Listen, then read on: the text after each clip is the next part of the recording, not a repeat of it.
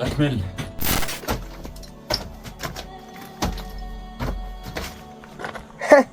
يا له من أمر مضحك. ما فائدة العضلات وهذا التدريب أمام التكنولوجيا والأسلحة المتطورة؟ ولما هذا الإصرار على المقاومة؟ انظر إلي، لقد أهدوني وردة ووقعت معهم على معاهدة سلام دون تعب وعناء.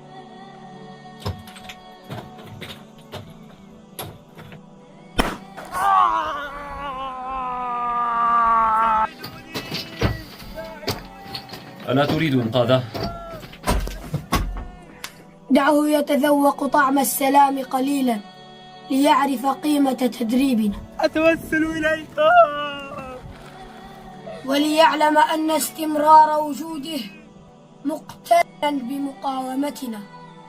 أحسن لمن أساء إليك يا بني. أتوسل إليك. سأذهب لإنقاذه. تمهل يا بني. هو ليس هدفهم الأساسي. كيف؟ لقد وضعوه طعما لك. هم يريدون الإنسان عبدا يستهلك يعمل ويطيع دون أسئلة، تماما كما فعلوا به.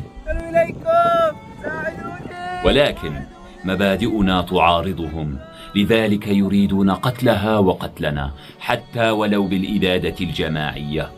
لا يوجد معنى للسلام عندهم. لا تقلق، سأنقذه دون أن أتأذى. تمهل.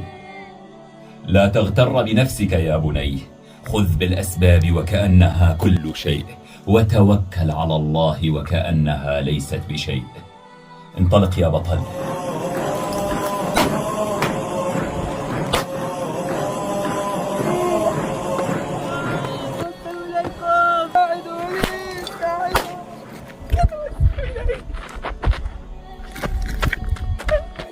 أرجوك ساعدني.